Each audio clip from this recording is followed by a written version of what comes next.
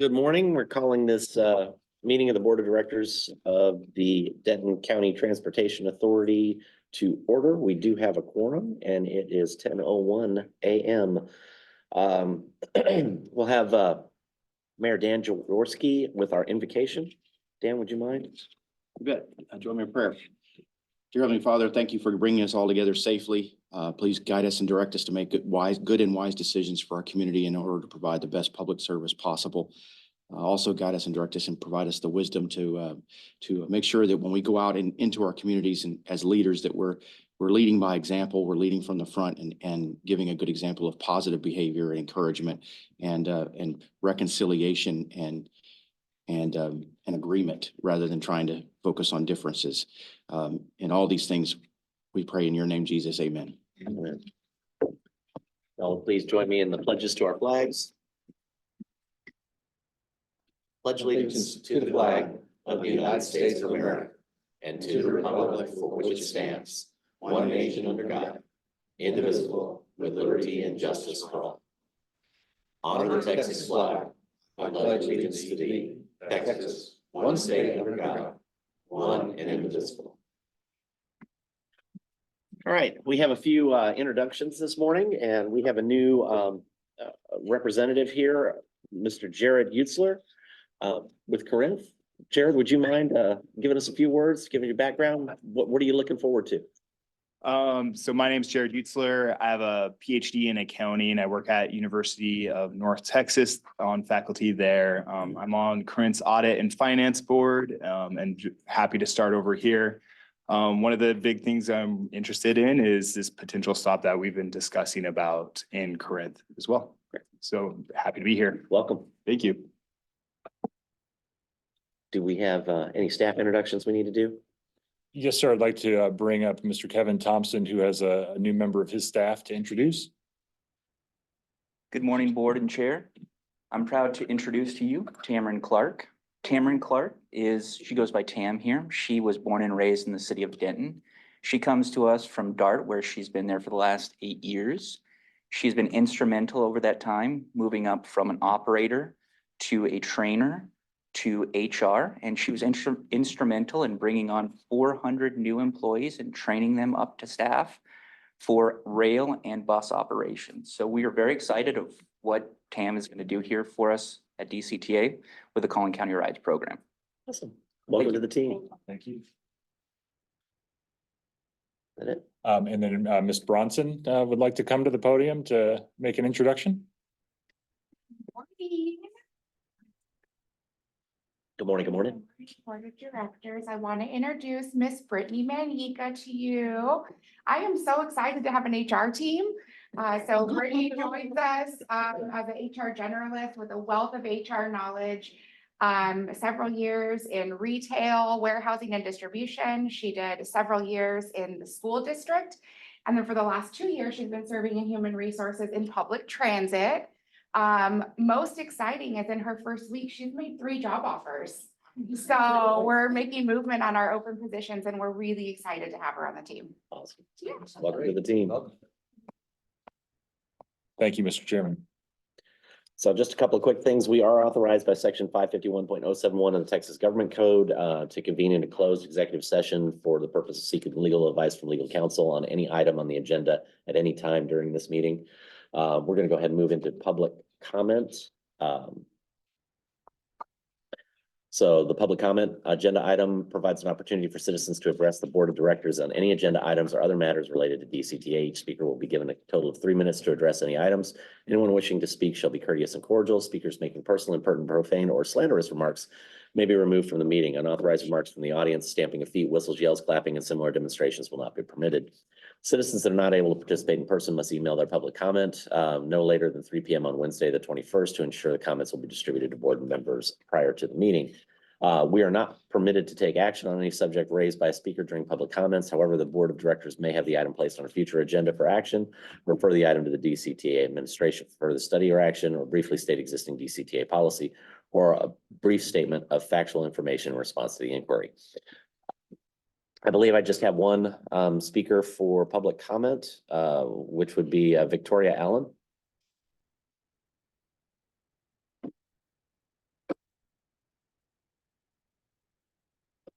Morning, board. Good morning. Good morning. I'm Victoria Allen. I live in Denton and I am a bus operator, but I am also the executive board officer for the drivers in Denton. I have been elected for the next 3 years. So I am here on behalf of my drivers. We are in contract negotiations right now, and what was first presented to us was a huge slap in our face. Huge, almost like that 2% cost of living raise we got. And you say it was 5, but you know, we're not stupid. You expect a lot of us operators, but yet you don't want to show you appreciate what we do for you. You can freely spend money on a system such as your announcers, the tablets, all of that doesn't work, but we do. But you don't spend money on us. We want, anytime the board recommends something, before you implement it, how about talking with the drivers and seeing how that's gonna affect us? Because that cost, the increase frequency of the buses had a toll on its drivers. We don't have recovery time to recover from our backs being hurt from having to be bounced around by the buses in the crappy roads in Denton. We have, all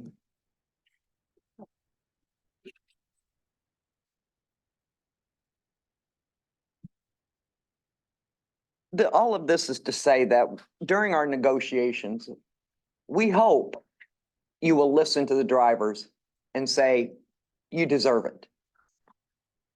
Because we do. We're here doing a service for our community. And we do it well. And these tablets that you put in place, that causes me a lot of anxiety having to look and see, oh, you're 5 minutes late, but you're on time. Having to look at that constantly is very nerve-wracking. We are here to ask that you show us, you haven't spent any money on us drivers in a long time. It's time to do it. And that is during contract negotiations. At the end of the day, we added at the end of the shift, when you drive a route, which we collect money, the PM driver has to take in this heavy fare box, along with all the other stuff we have to carry for our lunch and our backpacks and everything else we need on our buses. I have to carry a heavy box from, I would say from here all the way to Lake Point. That's heavy. I mean, it's between taking a toll on our bodies,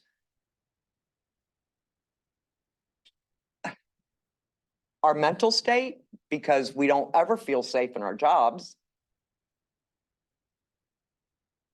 We need to keep drivers and attract drivers by saying, this is what we're going to offer you because you deserve it.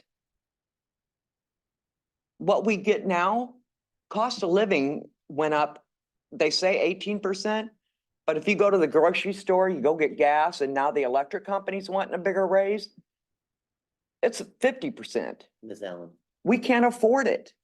thank you. Appreciate your time. Thank you for the insight. I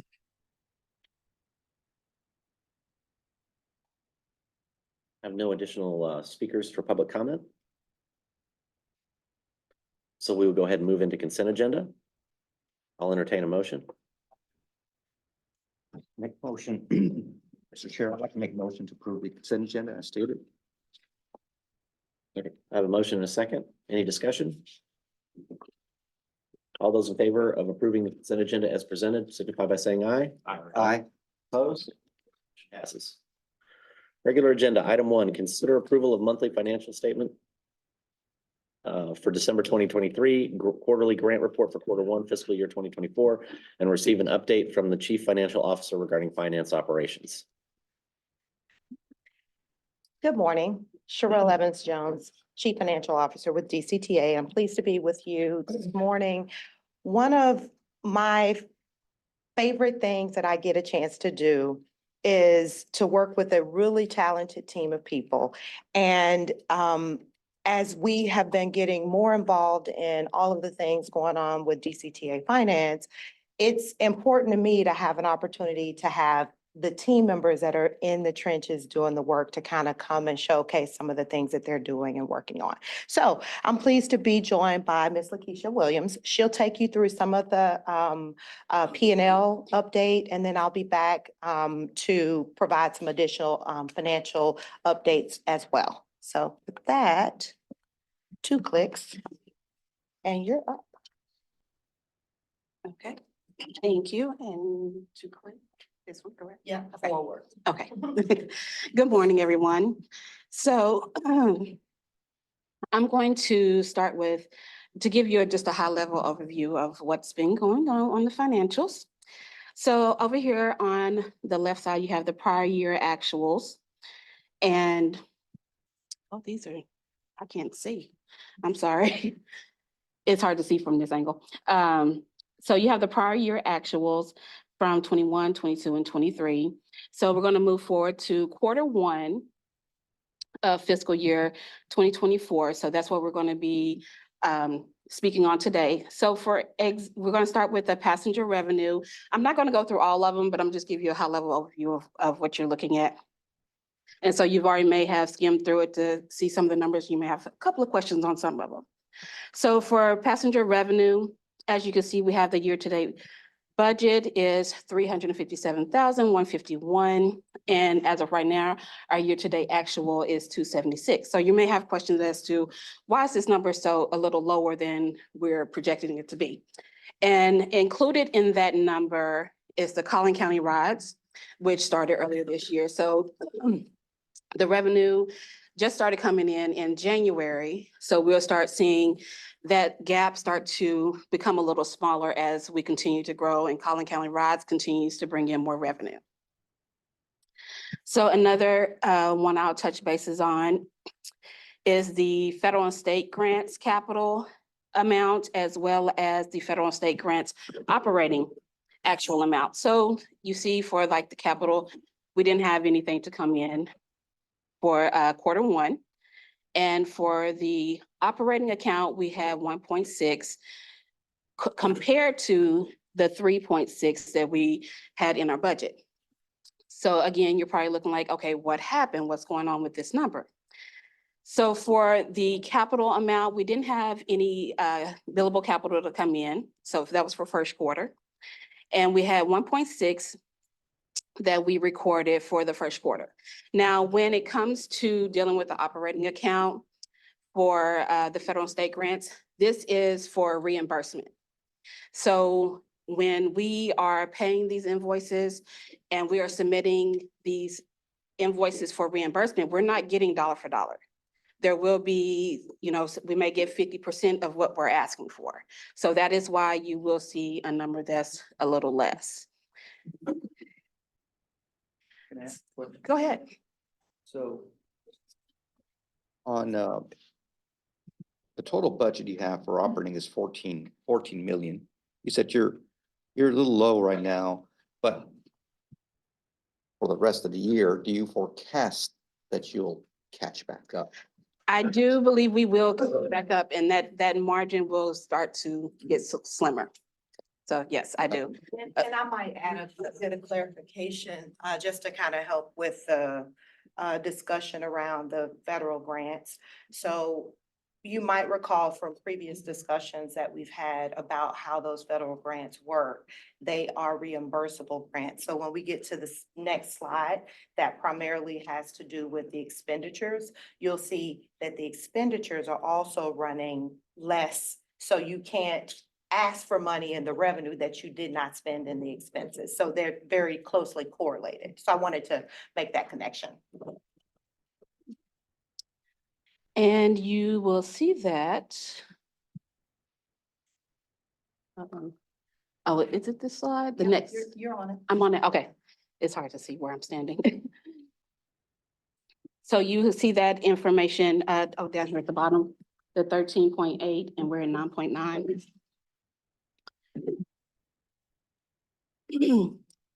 Okay, so, moving back up towards, for instance, the outsourced service and charges. We have a year-to-date budget of 1.5, and our actual is 672,000.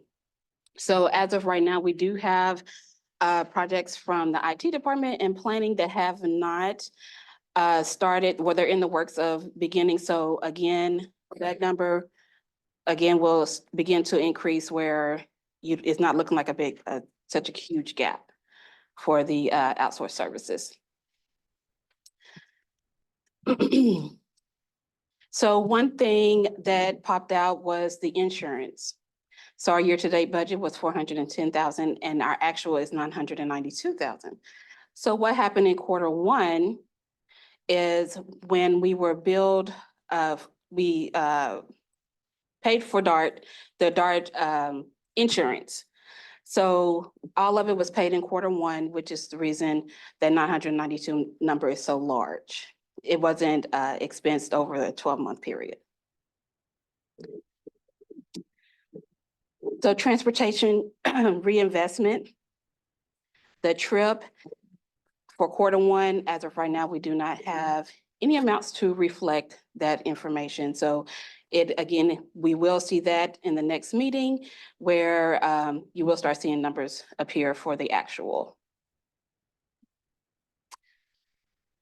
So employment development, we are looking for a budget of 195 and our actual right now is a little over 32,000.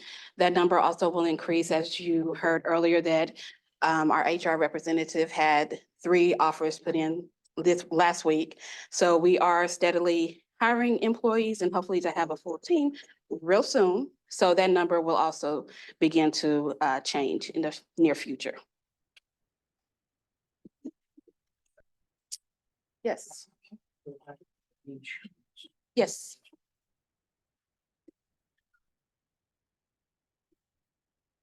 Is that a one-off for this time, or is that going to be this way?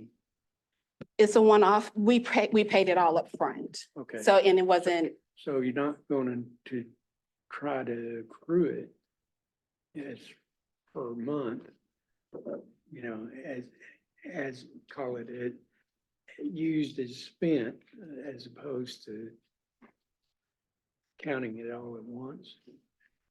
The budget took the total number. Microphone. The budget took the total number for our insurance expenditure and divided it out by 12. But the way we actually do some of those payments is we'll pay a full year, you know, upfront. So that causes a little bit of difference in budget to actual, if that makes sense. All right. So there's not a burn rate or anything? Correct. Correct. You just pay your full insurance upfront and you're done with making payments. Okay. Thank you. and lastly, on the final slide, we have the investment income. The year-to-date budget is a little less than 500,000 and our year-to-date actual is 1.3. And I'm not going to go into very much details on that because Sherelle will touch on the investment income when she presents a little later. So overall, looking at the bottom line number, we are on track, I would say. Compared to the prior years, we're doing quite well. And so that's pretty much all that I have. You have any additional questions? Board? And Sherelle, did I miss anything that I need to touch bases on? Okay. Thank you. All right, thank you.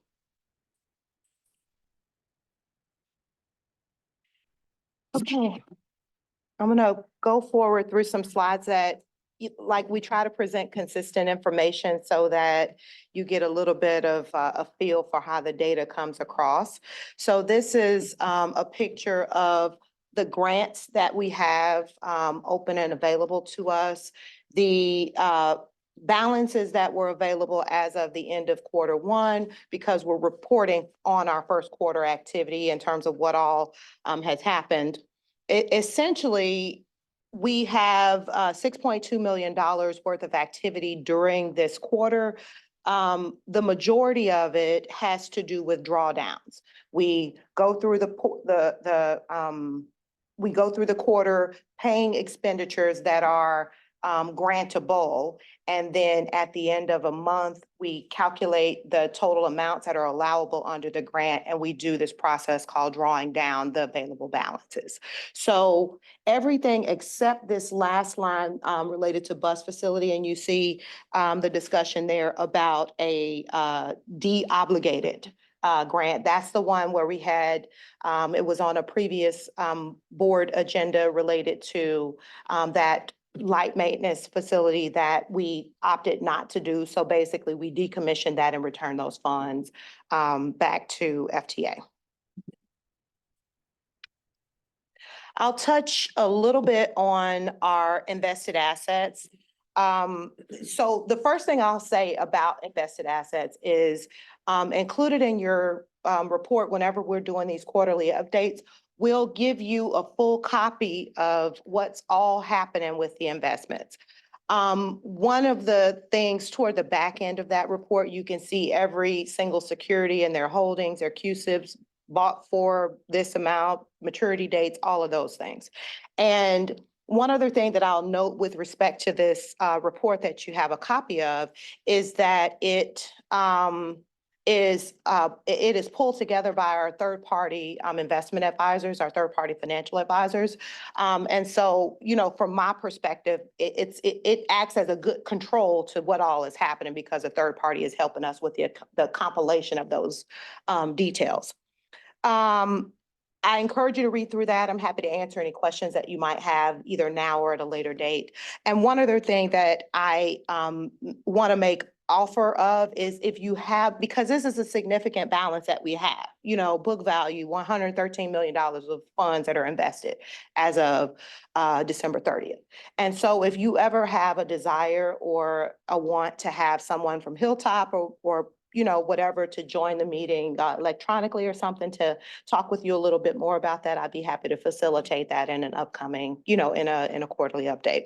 But to the standard information that we received, $13.9 million worth of book value. So that's what we bought it for. We buy it, we hold it, we sit back on it like Johnny Bench and wait for our maturity. When it matures for an amount that's larger. At any given point in time, when the clock strikes whatever the balance sheet date is that we're reporting as of, you might see an unrealized gain, you might see an unrealized loss. It depends on what's happening with those investments as of a particular point in the marketplace. This time we have an unrealized gain. So everybody go yay. And we are, yeah, you know, because sometimes I can see the looks in your faces like, what's up with this loss, Sherelle? We're gonna wait, we're gonna get our money, don't worry. So right now we're at a state as of December 31st with an unrealized gain. This kind of gives you some ideas of the funds that are invested and their average yield to maturity, the amounts that they would pay. On a blended rate, the length of time that the investment pool is put together. And then for me, like Paul and I were having a conversation earlier last week or something about what was happening with investments. So these are things that are material to, like, I care about those, the quality of the items that we're invested in. So nothing crypto-y, you know, concerning to where you wouldn't have the ability to wait it out and receive your full invested investment. So I just include those things because they are pertinent to me. It's kind of things that help me to feel better about the things that we're invested in. But if there's ever anything different that you want me to talk about, I'm happy to do so. Okay. So I would say these next couple of slides are kind of for me because I'm in it, right? I'm in it. I'm trying my best. We're working through different things. We're forming teams, all of these things. And sometimes this is for me to tell myself, sometimes I have to look back to see how far we've come. So I put these two slides in here because this is a slide from the first time y'all met me from February 23rd, 23. So that's a year ago. The first time y'all met me in a presentation format, I will say.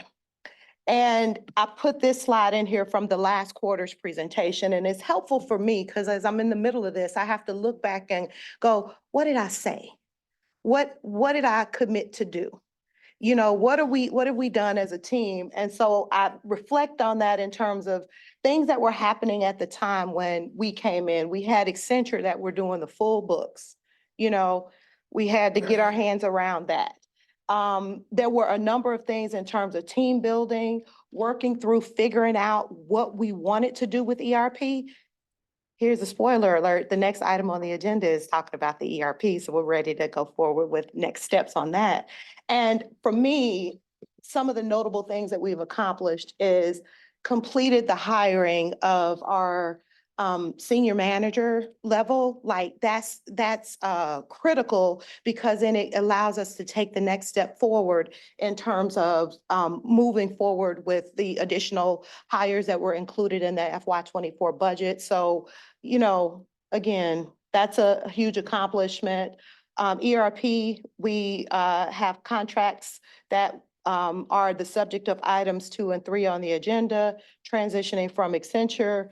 And really what we've been on a process of over the past year or more is understanding what these inherited financial processes are, deciding if there is a more efficient way to get there, you know, and making some changes where it matters to make our team as efficient as it can be while continuing to safeguard financial assets. Hills yet to climb. So it's like hiring, we've got so many things done. You've heard about 3 hires that happened last week. I mean to brag, but those are finance team hires. We have been really, really working. And so we hope to be able to close out the need that we have to have good, talented, successful, just great team members to come into our team. And then the last thing that we're working through, and we hope to have be able to bring that to conclusion, is our FY23 audit, you know, in the upcoming board meeting. So we hope to be able to bring that to conclusion for you. So with that, thank you for indulging me as I look back over my year and figure out what I have been doing, what things we've accomplished, you know, so thanks. With that, I'm happy to answer any questions, Seeing none, comments. I think Okay. we're good. Thank you, Ms. Evans-Jones. All right, item 2. Oh, sorry, missed it. So we need to go ahead and approve the monthly financial statement for December 2023 and quarterly reports for Q1 fiscal year 2024. I've got a motion. Do I have a second? Second. I have a motion, and a second. All those in favor signify by saying aye. Aye. Opposed? Passes. Thank you. Okay, regular agenda item number 2. I will be joined by Mr. Joe Oram, our Senior Manager of Contracts and Procurement. Will you please join me, sir? I'm just excited about this. Like, I'm excited, and I'll be back and we'll talk some more, but Joe is going to take you through some of the details. One thing before I take my seat, you have 2 items before you. One relates to the approval of a contract related to Tyler Technologies. That is the software provider. The other relates to an approval related to a contract with Barry Dunn. That is that owner rep firm that we talked about having in place as well to help us through the process. I'll take my seat and I'll be back to share more details on this. All right, good morning, Chair Gilmore, members of the board. I'm Joe Orm, Senior Manager of Contracts and Procurement for DCTA. We're going to take a little journey on how we got here. This has been a long time coming, leading up to the replacement of the ERP system. What we're currently using is SunGuard One solution. We've had it for about 12 years. And it worked. It did its purpose for a number of years, but as of late, we've noticed a number of issues with the program. Some of those issues being redundant approvers and workflow. It'll go through the same person a couple different times for approvals. Some of the other things are tracking capital assets. You have to use a number of different applications to track capital assets. The training guides and any type of SOP they're all out of date at this time. And the solution that we currently have is not even supported anymore because they have launched a new enterprise version of their system as well. And one of the biggest things too is the human resources function is managed in a completely different software application as well. So how did we get here? Back in 2021, DCTA engaged Accenture to do a financial system market scan, basically scanning the market for all ERP systems that would potentially meet DCTA's needs. Some of the things that were considered were our current solution, like as mentioned, they have a new enterprise version of that. What Trinity Metro is using, it's JD Edwards. Solutions targeted for lower mid-sized organizations. And where possible, looking at public sector and other transit organizations and what they're currently using as well. In 2023, there was a little bit of pause in this Can I ask a quick question? On the DCTA's SunGuard solution, is that a newer version, a more modern version than what we have? Are you aware? No, SunGuard, so what we're using right now, the One Solution product is about a dozen years old. They do have a new product that's an enterprise version. That's more of a web-based version than what we're currently using right now, but we've never upgraded to that version. Right. I'm just trying to draw that distinction. What? Got you. Never mind. Thank you. In 2023, we revisited this venture that Accenture put on back in 2021, and there's 3 companies that were considered. So it was Oracle NetSuite, Infor, and Tyler Technologies. We conducted some phone interviews just talking about basics about our financial transactions and how human resources works in general. And we ultimately narrowed it down to Infor and Tyler Technologies. So with that being said, we invited both Infor and Tyler Technologies out. They put on presentations that were 2 full-day presentations. That went over their system capability, security, the overall functionality, and how that meshes with DCTA's current business practices.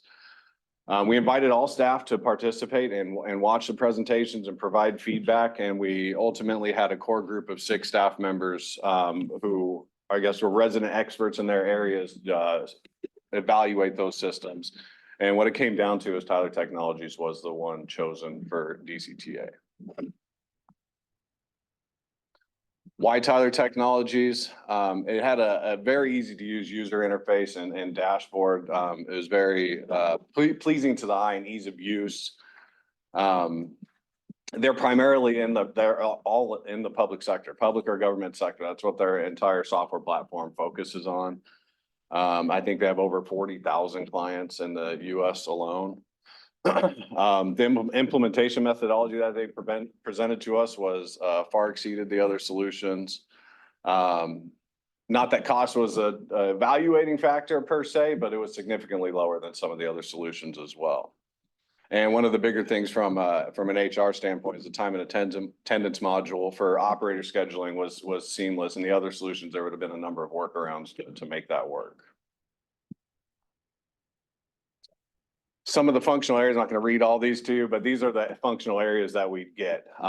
It's a fully integrated software platform. So this will integrate all of human resources, capital management, all of our core financials, everything from accounting to purchasing, cashiering, time and attendance, HR and talent management would all be encapsulated in one software platform. With that, I'm going to hand it back to Sherelle to talk about schedule and financials. Thank you.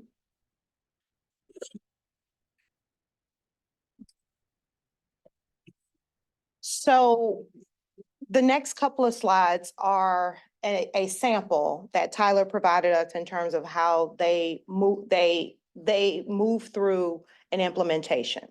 It's a methodology. It's not like we just show up and, hope for the best, that hope that we get this thing installed within a reasonable amount of time. They have a process whereby we go through some initial assessments and planning. That planning includes figuring out specific dates and times and a full implementation schedule. There's a process where line 9, current state, future state, where we will have an opportunity to look at our current processes and a number of those different areas where Joe highlighted in the previous slide, accounts receivable, general ledger, all of these different areas. We will evaluate what our current state is, looking at the Tyler software to then make a plan for how we handle these processes in our new environment, in our new financial software. On down to doing configuration of it. So once we planned it and figured it out, then we have to work through a process to configure the system, go live testing, making sure that we're ready to fully make the conversion over to the new system. And I wanted to highlight here that like the go live phase is a phase. You definitely, it's like a one moment of like, ta-da, we are live on the new system, but there's also like post go live activities that happen. So I wanted to make you aware of that. We're definitely working towards a goal in terms of getting live, but it's not like when you get it live, you get to walk away from it. There's some additional things that you have to do and evaluate once you bring it live, and then closing out that phase. So this is kind of what it might look like in the implementation of core financial. So like all the stuff at the top of the slide, this core financial stuff that Joe talked about. So I'm flipping forward to human resources, similar approach, different items, right? And what I want to call your attention to with the human resource thing is that in the sample, it picks up at like month 6, right? Compared to how we have it lined out for the core financial. So the plan is to start this item moving and to about at the 6 to 9 month mark, start the second phase of it so that we have different go live dates for those different phases. Each one of those is about a 12-month implementation timeline. And we believe that we have from working with our consultants, we believe we got the right team in place to be able to bring that forward in a dual phased approach. Last thing I'll say is this is that portion that has to do with advanced scheduling. You can't do the advanced scheduling until you get all the people in the system that comes with the implementation of the HR phase. So I consider this a part of phase 2, but they have it listed as a separate, a third item. Okay. So let's talk money. So the first thing I want to help you to understand is that there are some things that we will do in this implementation that have to do with capital items. And there are some things that we do as a part of bringing forth this system that's just a part of doing business, normal operating costs. So I'm making the distinction between those two in the top 2 graphs. So in terms of the implementation cost, Tyler has provided us an estimate that's just under $660,000 and is broken down into these different areas in terms of significant items that would happen. The majority of which is the professional services portion of it, the implementation consultants that will come over the course of the next year for the finance phase and the next year for the HR phase and work with us to get this thing stood up. So that's kind of the majority of what is driving that. And then in this second table here, it relates to ongoing cost. Like when you have significant software, you have to pay an ongoing maintenance cost of those software. So that is what's represented here in this table. With SunGuard, with the products that we're using to solve some of our HR solutions now, there are already ongoing costs. And as a part of that planning phase, what we will do is work through the details of how we take SunGuard offline. Is that in the first year? How we make copies of the data and store it somewhere, what that plan is, right? So we are already paying ongoing maintenance costs for some stuff we don't really enjoy. And so what'll happen is these costs over the next 5 years will come into place as the new system goes live. One thing that I wanted to point out is that you see a Tyler contract of 1.5 million. That is the combination of both capital and operating costs. And with respect to the operating costs, the ongoing maintenance that happens as a result of standing up a new system, that ongoing maintenance, what we wanted to do is to lock down that price for a period of time. You don't go through what we're about to go through to stand up a system to walk away from it after 2 years. So we wanted to lock down some of that price and kind of be a little bit insulated in the first few years from price creep that happens with some customers that don't have this ability. So this is the nature of the total, but I want you to keep your eye on that $600,000 number. We're going to talk a little bit about Barry Dunn, because remember, there are 2 contracts. We've spent a lot of time talking about why Tyler, what they offer, what we did to, do the evaluation and feel comfortable that this is the right move for this organization at this time.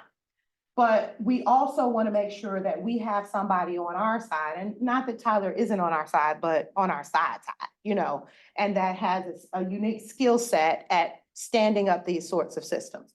Barry Dunn has, I should have underlined and put in bold, has significant expertise in this area. Some of the cities that they've worked with are included for you to see on your slide, but they have pages of cities, transit authorities, et cetera, that they have worked with Tyler implementation of the sort that we're working with. So demonstrated expertise, their contract. So you have 2 things before you. This contract is a total of $862,000 and is primarily their time. Different than with the Tyler product where you're doing ongoing maintenance, et cetera. It is primarily their time. So every time that we are in session, I will say, we'll have an implementation consultant from Tyler, and we'll have our Barry Dunn representative working forward to help us to march the ball forward. Okay, so you see before you something that says a contract price not to exceed 900. We just wanted to allow for a little bit of a buffer to make sure that there was sufficient funding to go forward. Now, let me explain how it all works. I asked you to keep your mind on that $600,000 amount. This is a slide from when we went through the budget process to talk about the capital stuff. So we have a total of 1.6 million in this year, $500,000 in next year. That's been set aside, a total of $2.1 million set aside to do this ERP. I just showed you on the previous slide how we arrived at that Tyler implementation cost. That is a direct subtract from the capital. And then Barry Dunn's cost is also capital expenditure that is adding to the value of the asset that we will put on the books when we go live. So what I want you to understand from this is we are intentionally not taking that down, not taking that balance down. If we don't need it, we're not going to spend it. We've done the work. We've proven to ourselves what we believe the correct pricing is related to these 2 significant contracts. What that $540,000 represents to me, in my mind, is potentially a 3rd phase after we bring phase 1 and 2 forward. One of the things that we were considering in doing these 2 days of demos with 2 different firms, so that's, basically a week of talking and understanding. One of the things that we were considering with this is we have a significant number of assets, buses, trains. When you start peeling layers back for trains, there's all sorts of different component units within those vehicles that need to be put on different, my friend is nodding, my accounting friend is nodding, that need to be put on different fixed asset and asset maintenance type process. And so we are aware that Tyler has a product that would interface well with the items that we're bringing forward. But what we wanted to do was allow the operations side to be able to evaluate whether that product will work best for them or whether there's something different that will help them in terms of maintaining work orders and repair things, et cetera, related to our very significant capital assets that we have. So leaving that to go forward for primarily for that, but I'll show you one other thing. So next steps. So after if you like this, if you don't, we can talk about it.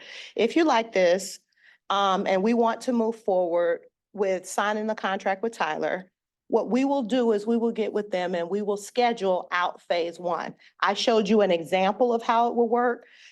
It's gonna get real in terms of what we're doing for the next 12 months to get this thing marched forward.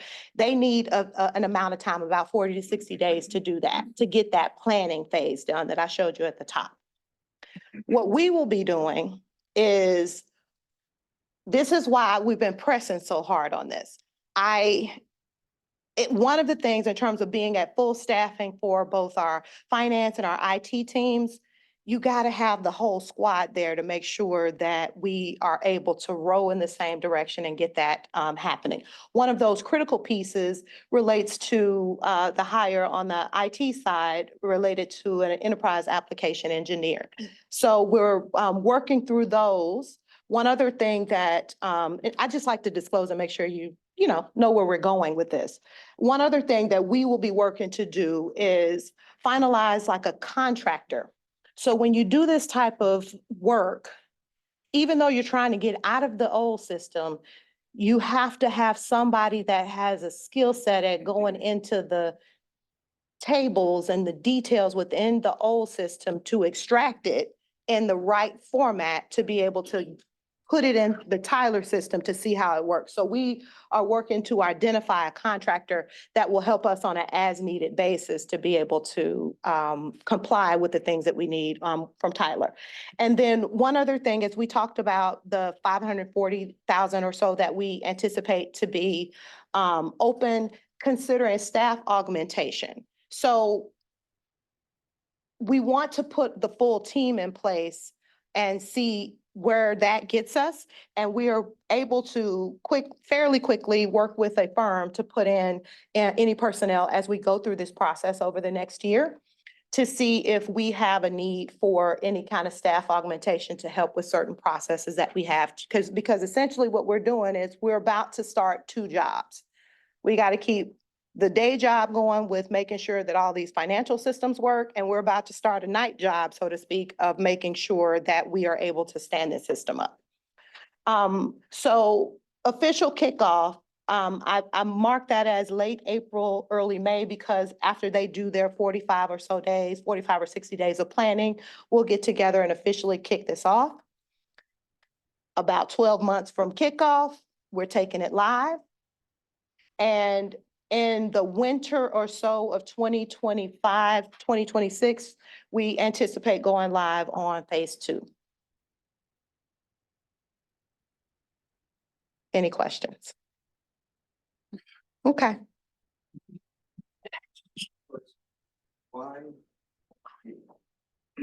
So why are we paying Tyler Technologies $659,000 in year 1? If they have a significant effort in year 2, why wouldn't that be drawn down as effort is expended, resources are bought, et cetera? So think of this. I anticipate that this is going to be expended since we are basically, in the first quarter or kind of well into second quarter. And you hear me saying that we're going to kick it off in May.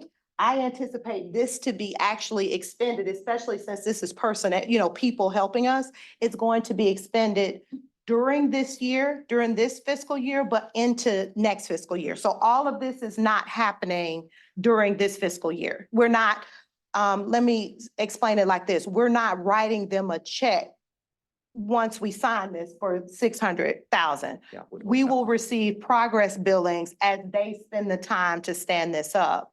And some of those are, since we're starting during this fiscal year, some of those are gonna happen during 2020 FY 24, and some of those are gonna go into FY 25. Does that help you? That helps. Okay. Second question is, you include in this operational costs, which are in the out years, Mm-hmm. and typically that's budget information or budget discussion stuff. So you're, in essence, almost obligating us to do an obligation for a future board in the out years. Well, Unless you're saying I have the money in the 2.5 million that you kind of have allocated so in other words, you can say that the board is obligating the 2.5 million, which then means that then if that's the case, that's fine. And every time a future board approves the operating budget, that's that much less that you can use. I was fine with it until you said, I have 500,000 here that I can do a phase 3. And I'm like, well, wait a minute. I'm Okay. confused here. So let's start from this. There are rules that say what you can capitalize and what you can't. Anything that you are doing that is causing the giving rise, the building of an asset gets to be capitalized. That is this. Yes. What you set aside in the $2.1 million is for capital items. So no matter. So that's one point. The second point I want to share is you are already paying operating expenditures. It's for the existing software. It's already in the operating budget. It's in the budget we're in now. It's going to be in the next year's budget because we have to have a working system. So what we're saying is that we're moving from this one that's not serving us well to this one that will. And in the course of standing up this system, because you're, in my mind, I'm just kind of speaking, from my perspective, but in my mind, you're not gonna go through this 2 years of pain to abandon this thing after a year or two. So in terms of working from the best interests of DCTA, we want to do what we can to lock down the prices so that we're not subject to it. So we're not paying this now.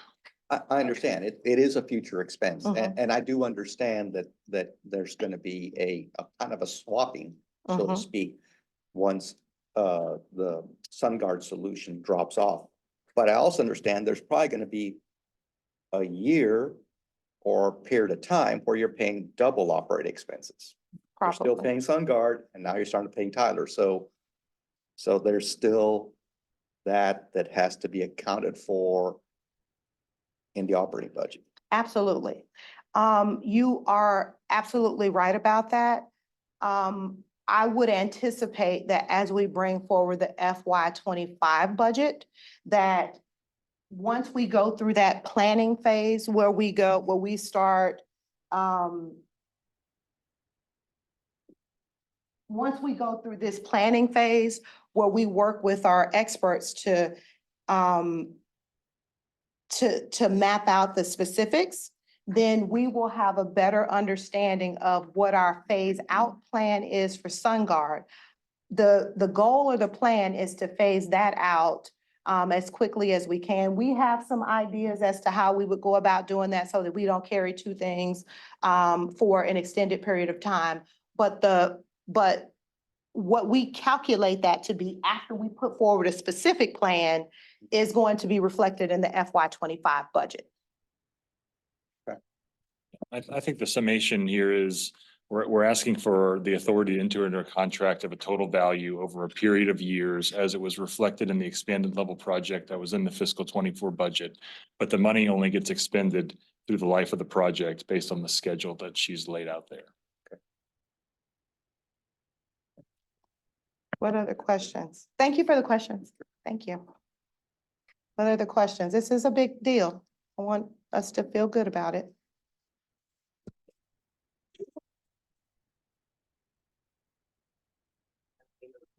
Not hearing any other questions. So, Mr. Chairman, just as a reminder, if you can go to the recommendation slide, please, Sherelle, there are two agenda items being recommended for approval here. Regular agenda 02 and regular agenda 03. And I think Mr. Corfito would say we have to take each one of these individually, correct? I would say that. Whether we take him up on that, I mean, that's always debatable. I'll entertain a motion on RAO2, please. I move that we authorize the CEO to enter into an agreement with Tyler Technologies as recommended by staff. Have a motion. Do I have a second? Second. Any discussion? All those in favor signify by saying aye. Aye. Opposed? Motion passes. I'll entertain a motion on RAO3.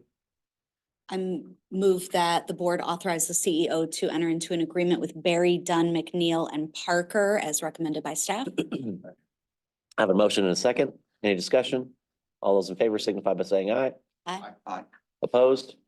Passes. Thank you. One more thing. I just need a moment of professional privilege here. This is a big deal. Yeah, it is. This is a big deal. Nobody wants to stand up an ERP system, but there is a team of people that are in this room and not in this room that are actually excited about doing this and bringing it forward because we are so tired of what we have, okay? So I thank you for having the faith in us to move this forward. This is the ERP launch. Welcome to it. Ain't no stopping us now. And one thing, as you are accepting me into your DCTA family, one thing about me is I like to commemorate things with, I like to commemorate moments. So if you will indulge me, I have a few snacks and goodies that I'd like to share with the group. No, and I I'll made sure you I'll take a voted. point of personal privilege on that. I made sure you voted, so you're not being bribed. Okay? All right. So please have those as a celebration of this very important moment. Oh, good. Of this Yeah, very, yeah. very important. This is an ERP themed cookie. Stay up all night cooking. No, I can vouch that she did not do that. So thank you. I'm sorry, I didn't mean to like just over this, but I mean. That's adorable, Jarrell. Thank you. I can't wait to have the cookie, but Sherelle, I will just say that some financial professionals spend their career dodging ERP implementation. And the fact that you're welcoming it and embracing it speaks well of you and your team. So best wishes on a good implementation. Thank you for doing the work. Thank you in advance. This is just a start. Like, we are really gonna need your help, your support, your understanding. When you see me or other people on this team looking blurry-eyed, just encourage us. This is gonna be hard, but we're up for the challenge. Thank you for letting me take over your meeting a little bit.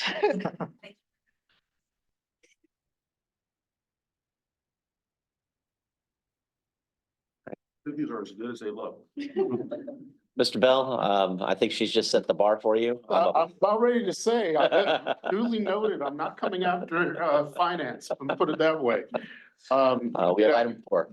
Good morning, Mr. Chair, members of the board. I'm here to present to you a proposal to simplify and be more efficient with the services we're providing for the city of Frisco. This proposal is in an effort. Excuse me, I'm going a little bit ahead of myself. This is RA4 and RA5. This is with both Irving Holdings and the city of Frisco to increase the, actually doing a contract amendment with Irving in the amount of $88,000 and of course, a budget approval for the city of Frisco in the amount of $61,000.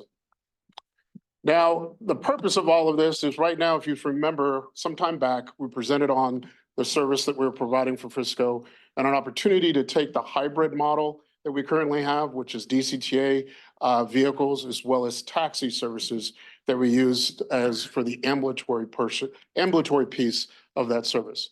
This whole proposal is an opportunity to be a little bit more efficient and more cost-effective with the service for us as DCTA, as well as for the city of Frisco.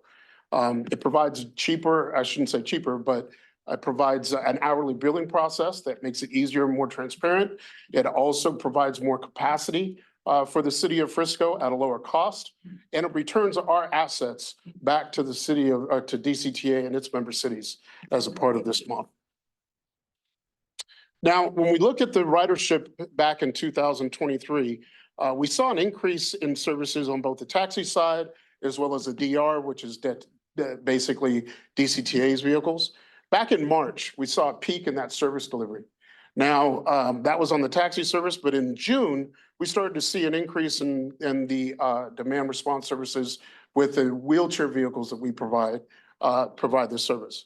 And that started to maintain itself in that increase in ridership through the course of the fiscal year. Now, we also noticed back in August and September, an increase in service denials. And service denials is basically where customers we do not have the capacity to be able to provide the services that they're requesting. And so taking a look at this service and changing this model, we'll be able to address this moving forward and provide more capacities, services to both us and the city of Frisco.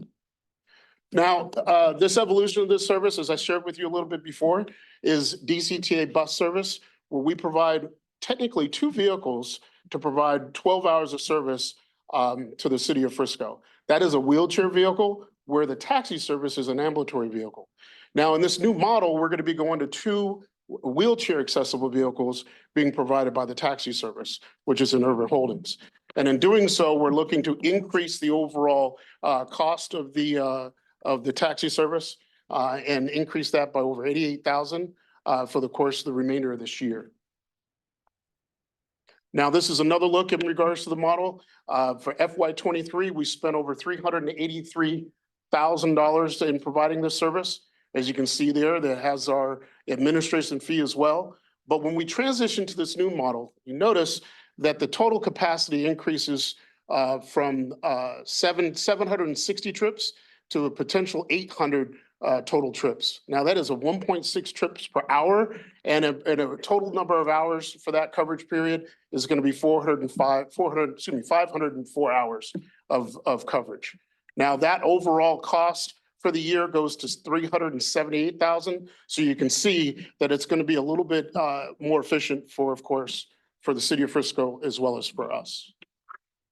So now this goes back to this recommendation. We're looking to increase the contract amendment for Irving Holdings to $88,000 and some change. And we're looking to increase the budget, overall budget for the city of Frisco to $61,000 for this services.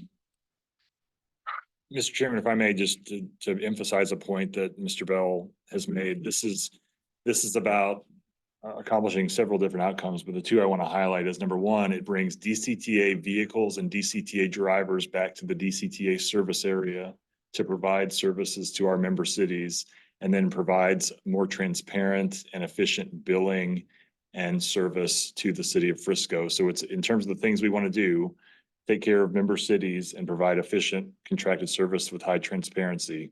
That's the reason for making this move. And so this is an important step for us in the evolution of this contracted services portfolio and what it means for our discussions from strategic workshop about how these contracted services move forward in the future. So thank you, Mr. Bell. Thank you. So question, so the recommendation 1 is, that's just the cost of the contract. Yes. And recommendation 2 is how we pay for it. Yeah, of course. Is the budget resolution. Okay, thank you. All right, thank you. I'm sorry I don't have any cookies. All right, with that, I'll entertain a motion on RA04. Mr. Chair, I'd like to make a motion that we approve RAO 4 as stated by staff. Do I have a second? A motion and a second. Any discussion? All those in favor signify by saying aye. Aye. Opposed? Motion passes. RAO 5. Mr. Chair, I'll make a motion that we approve RAO 5 as stated by staff. I have a motion. Do I have a second? Second. Any discussion? Hearing none, I'll entertain all those in favor signify by saying aye. Aye. Opposed? Passes. Thank you. Agenda item 6, update on innovation and information technology initiatives. Good morning, Mr. Chair, members of the board. My name is Javier Trilla, Vice President of Innovation and IT here at DCTA. Today I'll also be accompanied by Kyler Hagler, our Senior Manager of Information Technology. And we're here today to provide an update on all innovation and IT initiatives that are going on at the agency today, which there are quite a few of them. This is a discussion item only and no board action will be required at the end of this presentation. So today's agenda includes a quick introduction to DCTA's operational technology stack, an update on our Swiftly platform and the associated automated passenger counters, the implementation and launch of the Spare Labs platform, a brief procurement update on the electronic security and access control program that was approved.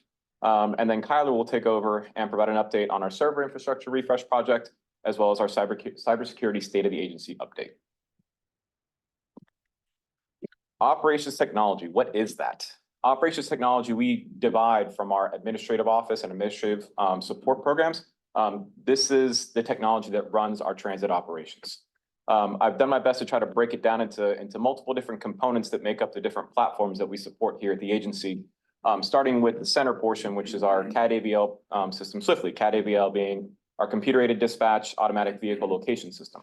The Swiftly platform, as a reminder, is made up of a whole bunch of different components that are kind of spread throughout the different areas here, but primarily the Cradle Point routers that provide GPS tracking capability and cellular connectivity within the vehicles, the onboard app that's located on the driver tablets, which acts as a mobile device terminal for operators, our Iris automatic passenger counters, and the software platforms that support real-time service changes, arrival predictions, and other passenger information that we use to modify service.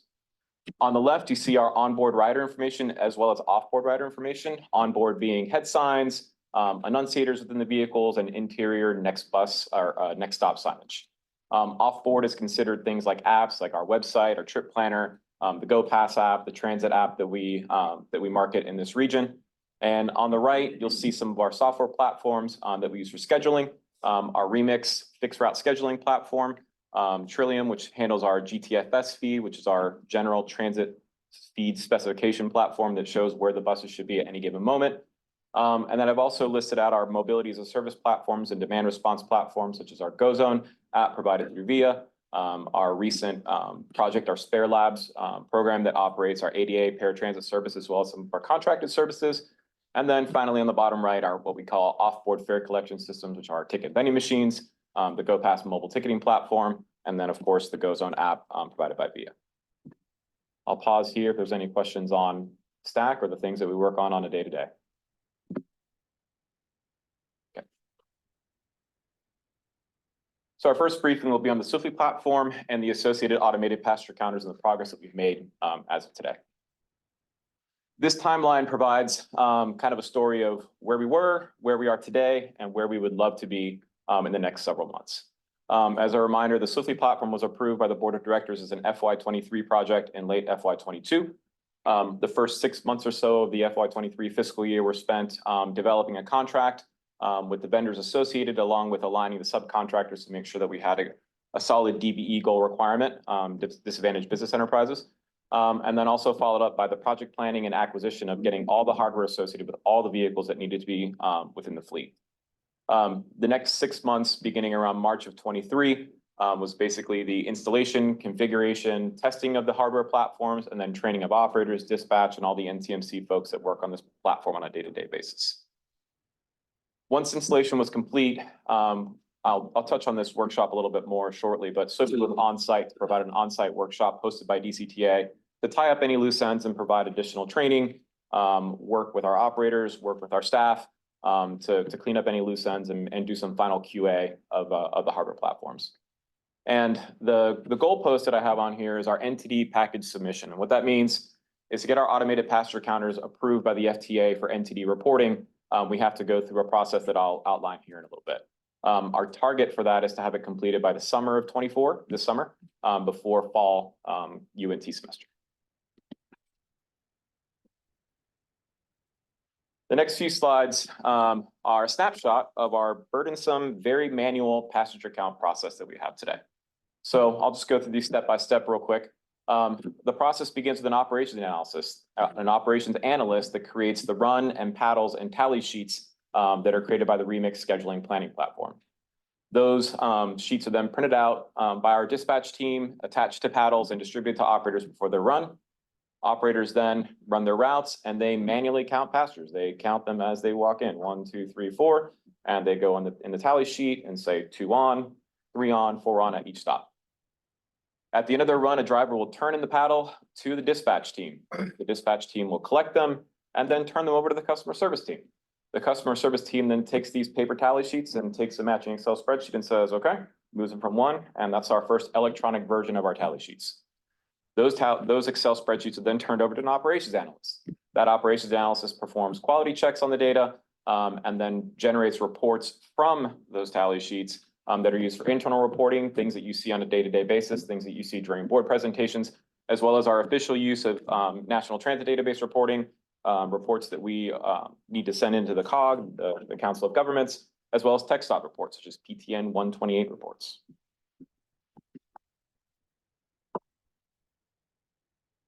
The next slide here shows what is a tally sheet. So on the left here, we have the digital version of it. We have a North Texas Express example as well as Route 7. You can see all the different time points associated with the different routes. And on the right, you'll see a fully filled out tally sheet. This is what the operator has on their clipboard that they will write at each single time point, how many folks got on the vehicle. Important call out here is that we don't have alighting or offs on here. What that does is it prevents us from getting actual detailed stop level data, who's getting off on those stops. Something that's addressed by the automatic passenger counters. So this is where we would like to be, our automatic passenger counting process. We're currently running this process in parallel with manual tally sheets. This process simplifies it and shrinks it quite a bit. It begins with before an operator starts the run, they log into their tablet or mobile device terminal. They select their operator ID, their route, and their run prior to the departure. The passenger counting portion is handled by the hardware installed in the vehicles, our onboard APC hardware, or automatic passenger counters.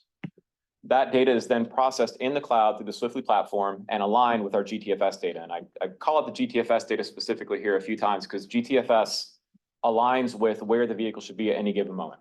So if a vehicle's on a route and it's on a stop, folks get on and off, that GTFS data is married to the APC count so that we know who's getting on and off at any given moment. The passenger counts are then available for download the following day. So they're processed in the cloud and available for download the next morning. And the future state will be that the passenger counts are downloaded, ingested, and into our reporting platforms for analysis and further reporting. I'll pause there for any questions on the manual versus automatic passenger count process. Yeah, one question. I think this is what the lady was alluding to that came earlier, that I guess now with the new process where you actually have a tablet, she has to log in now, the route she's on, the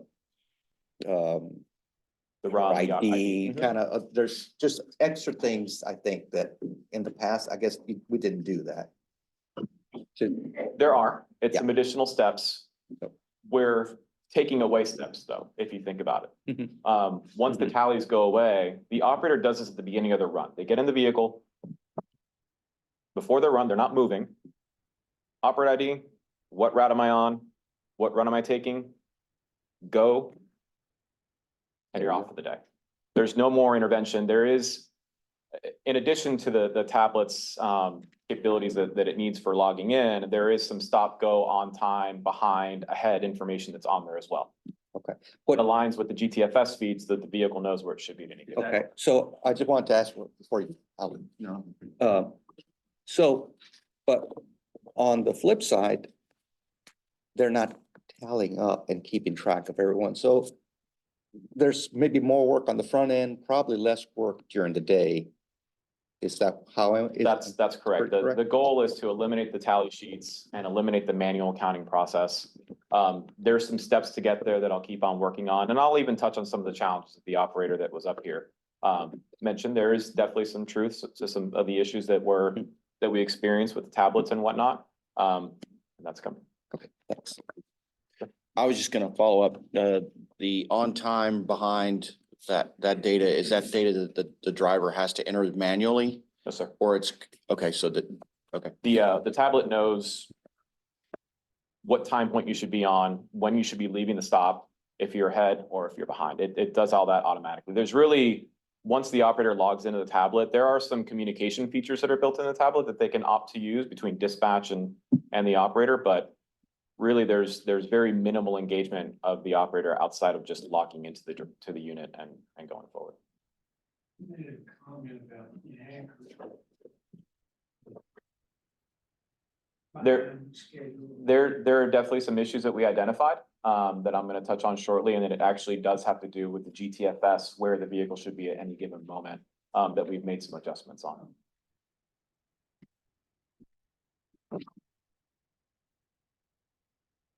So how do we get our automated passenger counters certified for use for NTD reporting?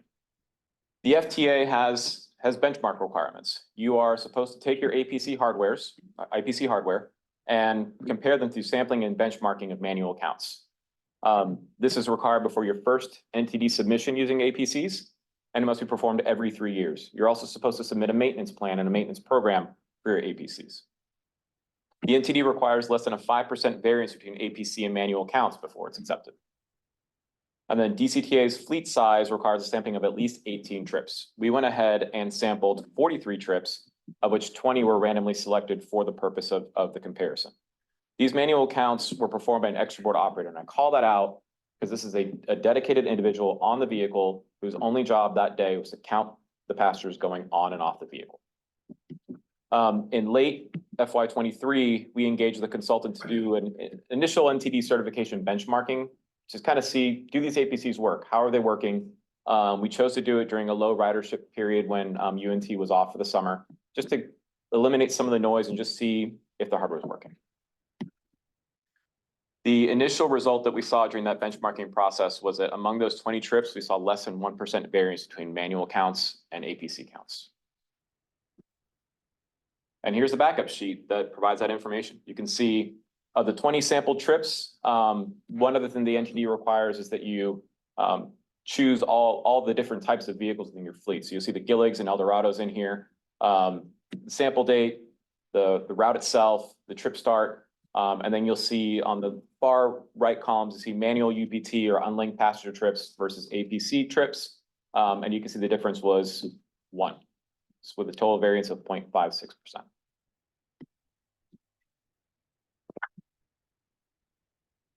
So why haven't we submitted to NTD yet? As the operator mentioned earlier, there are technical and operational challenges that we discovered after the installation of the platform. Once the installation was complete and we started operating in the summer, we quickly found out that the initial tablets that were provided for the system could not stand the regional temperatures that we have here in DFW. The tablets sit in the buses at all times. They're not taken off the buses and put back on. So they're literally cooking out there in 100+ degrees when the bus AC is off.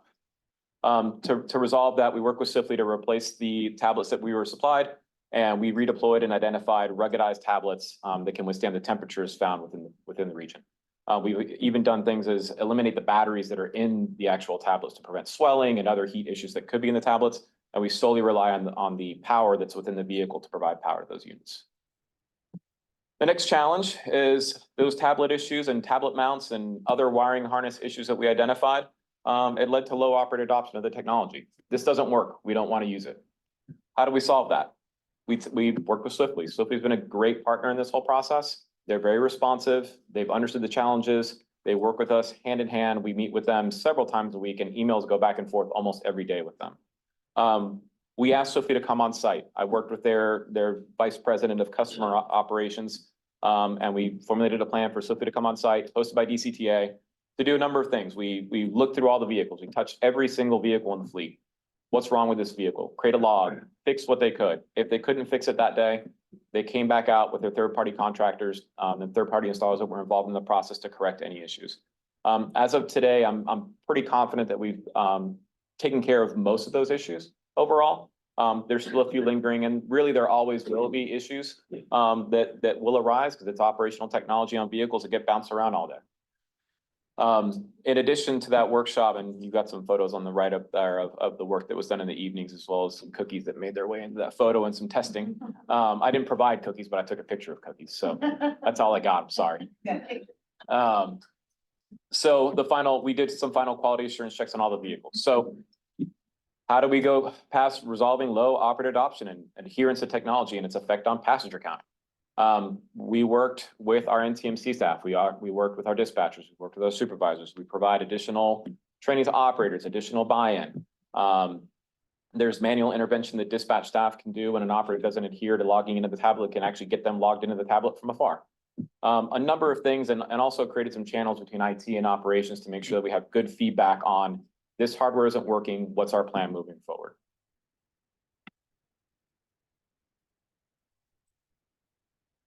It wouldn't be a Javier presentation if there isn't a graph with a bunch of lines in it.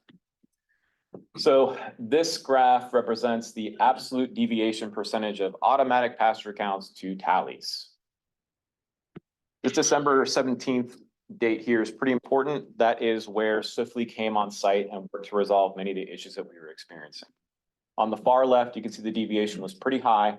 And I just want to delineate here that the red line is the 5% target that the FTA requires. And then in green, you have our UNT services. In yellow, you have our fixed route, all our fixed route services combined, Connect and UNT. And in the blue, you see Connect called out individually, just routes 3, 6, and 7. After Swiftly came on board, during the winter session, you can see that the Connect routes immediately dropped into that 5%, that 5% mark. UNT service, again, was in winter service, so operating very minimally. So we saw similar adherence there. And then once we get back into UNT service in mid-January, we see that number start to creep in the other direction. I say absolute deviation, and I call that out because this could be positive or negative. This could be the APC counts are higher. This could be the manual counts are higher. It really just depends on the day, the route, the operator, hardware issues, whatever it may be. Some of the factors that are affecting APC accuracy that we're working on today, again, operator adherence to the onboard app and tablet login. So when an operator doesn't actually log into the tablet, the system does a best guess called auto assignment. It says, okay, this is the GTFS feed. Where should this vehicle be? I think it should be here. So it automatically assigns that vehicle to a route. What happens there is when a vehicle is auto assigned, if it takes 1 or 2 stops for that to happen, the system discards those passenger counts. It says, I don't know where to put these. They go away. So they don't get assigned to that route. So that's causing some of the discrepancy that we're seeing. Again, the intermittent hardware issues, a lot of collaboration between ops and IT to make sure those are solved. One of the things that we've done to mitigate hardware issues is we worked with one of the installers that installed the system to begin with. They're a local company, and we've engaged with them on a small maintenance contract to come out and work and resolve issues as they come up on a nightly basis. So instead of waiting 3 or 4 days or whatever it may be for someone from my team to be available and somebody from ops to be able to stay overnight, we've got a team that will come out within 24 hours to resolve those issues. I called out earlier the GTFS feed being very important with what Swiftly expects to see on the road.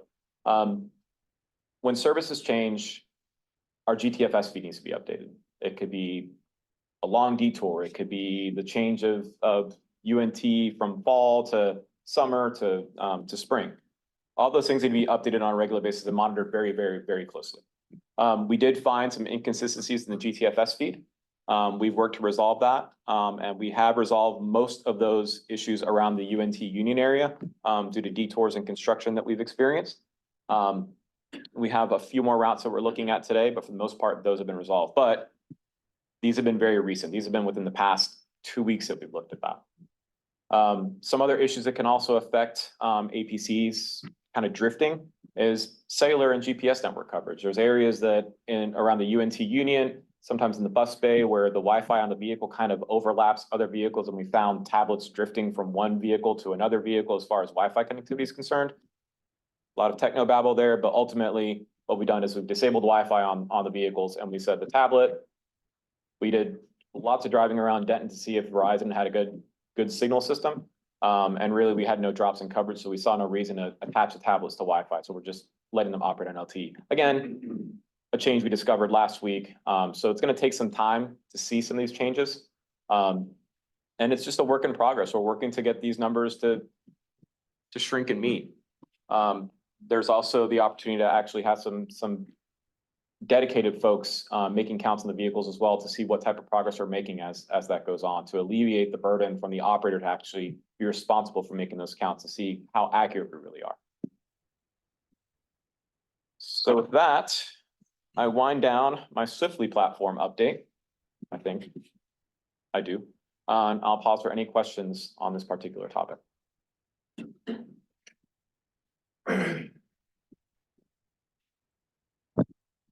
Yeah, I think the summation on all the things that Javier's put forward, we've identified the universe of things that could cause APC counts to not match up to manual tally sheets. And now we are methodically going through that on a week-to-week basis to watch the progress. I do commend our operator community who has been on the whole excited about the technology and the opportunity to potentially to not be doing manual tallies on a day-to-day basis is really something that I think they see the upside on, and it makes a better outcome from a data perspective for the whole agency. So thanks to Javier and the team for leading us there. Next update is the implementation and launch of the Spare Labs platform. This one is very exciting for us, and I know for the mobility services and operations team as well. Spare Labs, what is it? It's the demand response and paratransit dispatch platform. We've been operating off of a platform called Route Match for 10 plus years, basically since the inception of the agency. This is the scheduling, dispatching, ride reservation system that operates our access services, our Frisco demand response services, Collin County rides, anywhere where there's an ADA, on-demand, paratransit type vehicle, those platforms are what support them.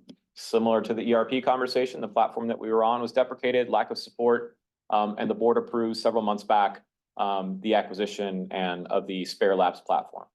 Once again, it's supporting all of our ADA services. And then I have to say, this was one of the smoothest launches of a platform and software launch I have ever been a part of. When I say that we flipped the switch from Route Match to Spare Labs and had no interruption or gap in service, I mean it. I got to the bus operation facility at 4 o'clock in the morning as well as Paul, and I had nothing to do. And that's almost unheard of. How did we get so successful with this? We had months of preparation and training. I have to thank Kevin Thompson and his team over at Mobility Services and NTMC as well. They've been thoroughly engaged, excited about the platform. They work with the Spare team. The Spare Labs team has been incredibly helpful and supportive during this entire process. They provided remote and on-site support throughout this launch. Again, incredible DCTA and NTMC collaboration, all hands on deck. We spent a good time showcasing the benefits of the NTMC operators. It's hard to get buy-in for this stuff if they're not excited and they don't see the benefits. So a lot of work on that. And again, as I mentioned, a seamless launch with zero service interruption from one day to the other. Here are a number of sessions from Spare Labs visits while they were on site. Again, they were crucial for the launch of this platform. There were 3 visits by the team from Spare, which they come all the way from Canada. December of 23, before we actually launched any of our services, we had training sessions in-house. You can see on the top left, we have dispatchers, customer service staff. Bottom left, we have classroom operator training, and then live training within the routes themselves with vehicles. So December of 23, training sessions, January of 24, on-site support for access service launch. Spare Labs came on site to make sure that there were no issues whatsoever with the launch. And if there was somebody here to engage and assist with the process at every step of the way. In February of '24, we launched Collin County Rides, Bear Labs returned and also provided similar support. Here's a few snapshots of what it looks like. On the left, you see the live operations view. This is the thing that pops up on your screen when you first log into the web platform as a dispatcher, as a customer service, or anybody here at the agency. You can see live tracking of the vehicles. You can see whether a vehicle's on time, slightly behind, or very late. And you can see all vehicles at any given moment. This is the map of all the different service areas that we have today, including Denton, Highland Village, Louisville, our Frisco service area, the Collin County Rides portion. And this large map here is indicating all of Collin County Rides is serviced by the system. Just means that you can have your rides that originate within the Collin County Rides service area anywhere around Collin County Rides, or anywhere around Collin County. On the right, there's some reporting and analytics dashboards. You can get a quick snapshot view of on-time performance of the service, how it's doing on a day-to-day basis. You can also download and generate all the reports that you would need for all our reporting requirements to NTD and the other reporting agencies that I mentioned earlier. And on the bottom right, some analysis. I didn't dig too far into this, but for the purpose of service planning, you can actually see heat maps. These are things that we did not have before within the Route Match platform, which is very click, drag, but no real visual capability. So what's next?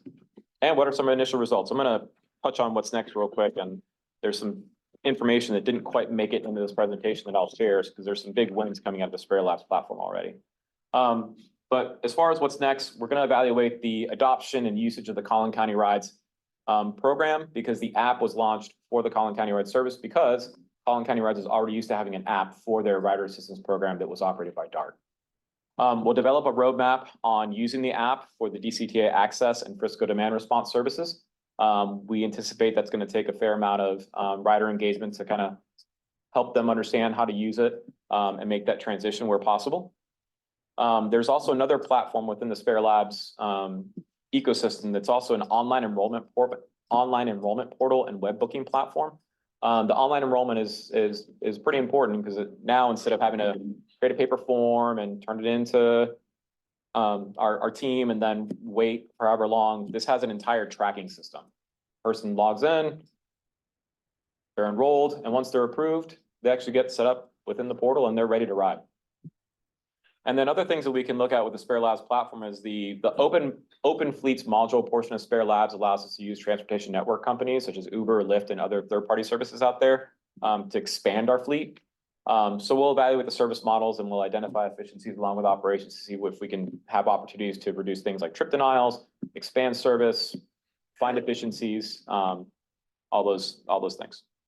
So that's what's next. And real quick, I just want to go over some of the on-time improvements we've seen already through the service. These are provided to me by Kevin Thompson and they're hot off the presses. Our January OTP improvement, on-time performance improvement for the city of Denton is already at 15%. On Route Match, we were at just under 80, and in January, we're at 95% with Spare Labs. For the Louisville Highland Village area, we were at 70% with Route Match, and we've increased to 82.6% with Spare Labs, an improvement of 12.4%. For our Frisco service, we've seen an improvement of 20%. And those are some initial numbers. We engage with Spare on a regular basis, day in, day out, but at least several times a week. From an IT perspective and an operational perspective, I get text messages from their CEO that says, "Hey, I'm looking at your service. I think we can do better. What can we do?" I owe them that, but it's done. Any questions on the Spare Labs platform? Just a couple of quick ones. Have you got timeframes on roadmaps or guesstimates on when we would see that attached to access?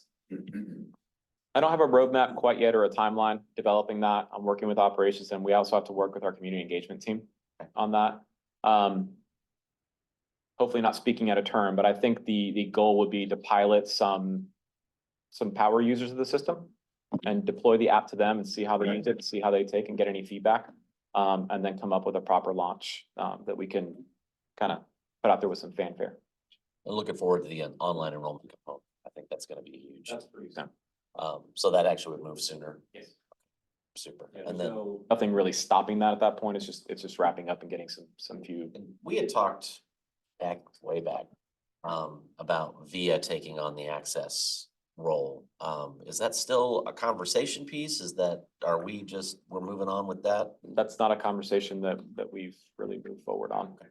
I think the wheelchair accessible vehicle side of that kind of stays where it is, and we, right now, the general consensus is to continue operating our access service with our own vehicles. And part of the vision for a consolidated single point of customer service function inside of the DCTA organization is enabled by this Spare Labs platform that can allow customers who may be experiencing seat unavailability issues to call, and then with third-party transportation network companies being dispatched to go and get them a Lyft ride or whatever it might be. So we're in the process, very close to hiring a new customer service manager for DCTA, and that's going to be that person's task when he or she gets on board to take us in that direction. Super. Any other comments?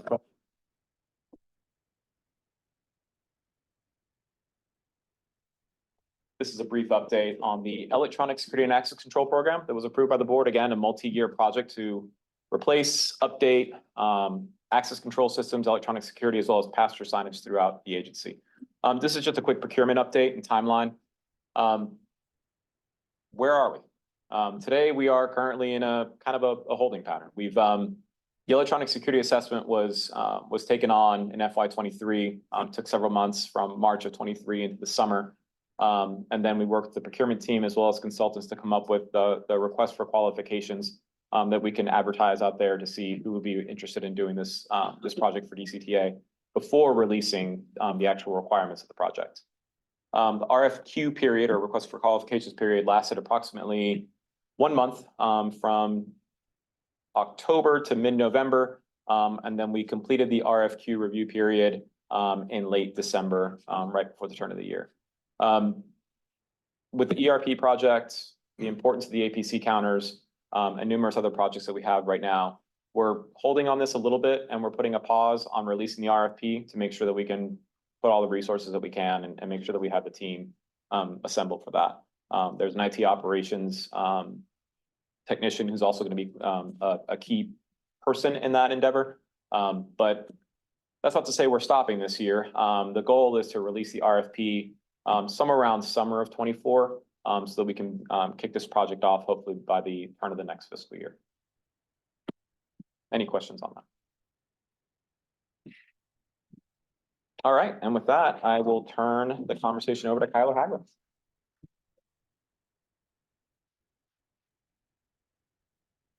Good morning, members of the board. My name is Kyler Hagler. I'm the senior manager here, Information Technology.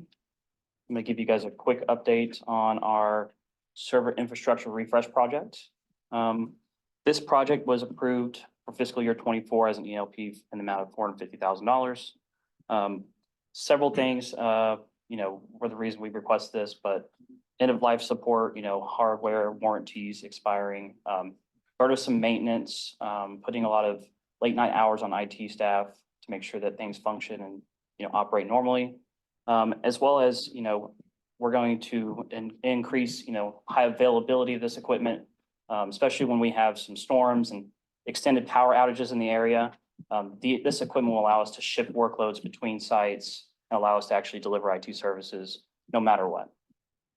DCTA is currently waiting on the rest of the hardware to be delivered. We have a few more pieces, but other than that, we should be getting ready to deploy that hardware.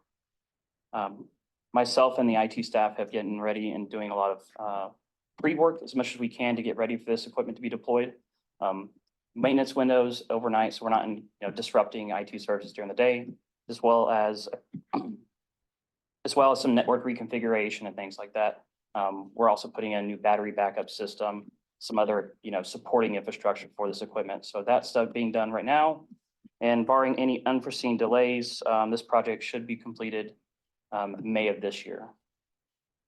So quick little update. Any questions on this? We'll have more to provide once we're actually finished with this. Okay.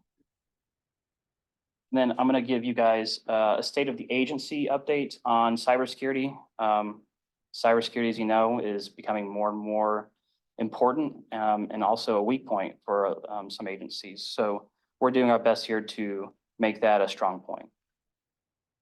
So over the past 5 years, right at the end of 2019, DCTA contracted with an organization to come in and do a security strategy assessment.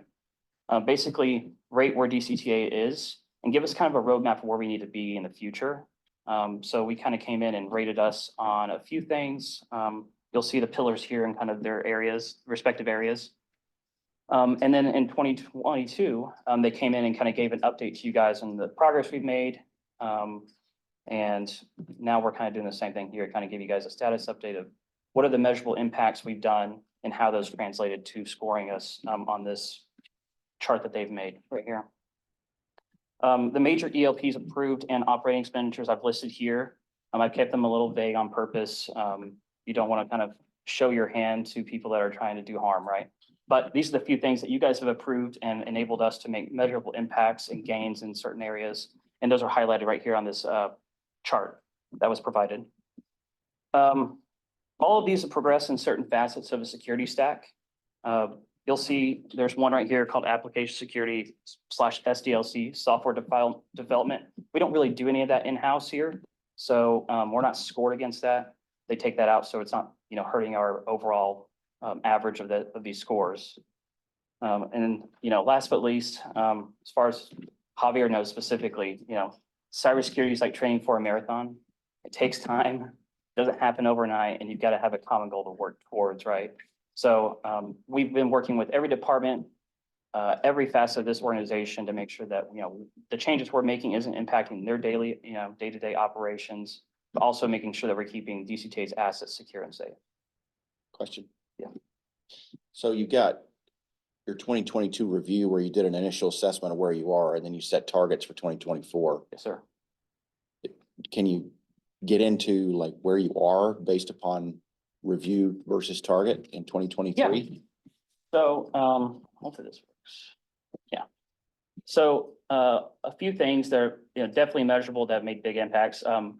This first one, this is Article pilot program. Think of that as like a security as a service SOC, security operations center that basically monitors the network 24/7 when we're laying down, taking, our nightly rest, right? These people are watching and making sure that something bad isn't happening, but they've got the ability to call us, make sure that they can ring us in the middle of the night if something is happening. And in fact, act on our behalf if something is happening to stop that in real time. That's been a big goal. You'll see the purple lines are kind of where the suggested target is for municipalities. We kind of fall into critical infrastructure. So some of these, we've taken a little bit more proactive measures. You'll see network and system security. We made sure to, really hone in on that. That was a weak point for us at the time.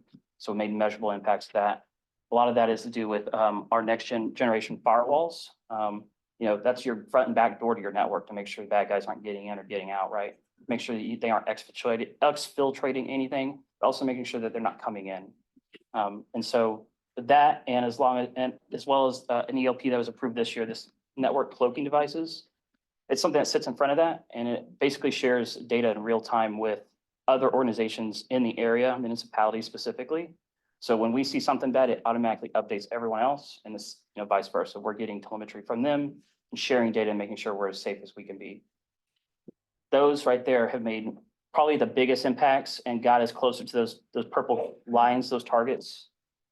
So. Well, where I was going is that part in particular, you have the black dot as your target, the green dot is your. Oh, no, that's your target, the but- black so dot like- is where we were in 2022. Right. Yeah, that's where you were, and your green is where you want to be next year. So what I'm looking for is maybe a red dot that says I this is think- where we are in maturity. I think that Development? is mislabeled. I apologize. That is where we are now. That we've had them Okay. come back and rescore us. Okay, So I apologize about that. Yeah. that's perfect then. Thank you. Any other questions? All right. Thank you. I'll hand it off to Javier. I just want to commend Kyler. Cybersecurity is all him. There's not a day that goes by where this man doesn't send me a link to another agency that may have gotten hacked or some other tool that he wants to put in place. And I trust him, and he's the reason I sleep at night when it comes to IT security at this agency. So big kudos to Kyler and all the work that he does in the background. So thank you, Kyler. Thank you, guys. Thank you. Any questions at all on any of the items that we discussed today? my only question would be, Javier, and maybe you can flesh it out a little bit. There just seems to be a disconnect from our presenter regarding the technology. And it's the detriments to it versus what the IT team has given us as far as how well it's doing and how it's succeeding. Are we having a disconnect with implementation that they're just not using it? Are you referencing kind of the Swiftly platform or? We had a bus operator who came in earlier and so I'm assuming it's the Swiftly platform. Yeah, I think there's a lot of lessons learned from the Swiftly platform. And getting buy-in from operators is huge. It's important. I think it's easy in IT to say, this is the platform that we would like to use. Operations here at DCTA says that's the one. And then maybe we didn't do the best job that we could have to filter it down to operators and provide the training they needed. I have learned some personal lessons from the Swiftly platform launch. Is there some disconnect? I think that there has been. And it's one of the biggest challenges that I think that we're working to overcome is really show the benefits of why you should use this, right? And then making sure that any complaints or concerns or issues in the operators are made valid, right? Make sure that we're actually listening to them. And then when they come up, approach, identify, resolve them, and make sure to get their feedback. That's something that I'm working on very closely with Maurice, with Ashley, with Lisa Taylor, the folks in the operations department. I think all operations technology is very different when it comes to the administrative network and the software platforms that we support to do our daily business. But I think valid, and I think those are things that we're working to resolve quite a bit every day. Thank you. Appreciate that. They definitely need to be heard.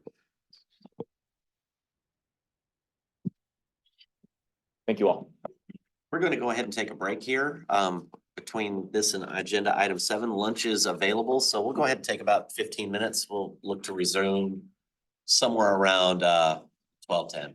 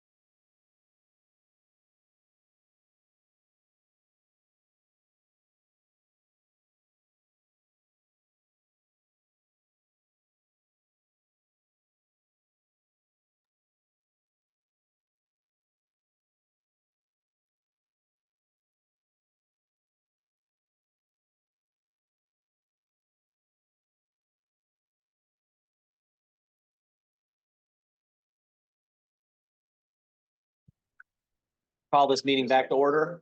We have regular agenda item 7, advertising revenue program, business development initiative for DCTA. And David, take it away. Thank you, Mr. Chair. Appreciate the opportunity to brief you. Last month, we touched base with you about some stuff we were doing in communications and in marketing. And this month, I want to bring you a little bit of an update on some of the things we're doing in our emerging business development program and also in community relations. I want to start out by giving you the overall cover that we're launching.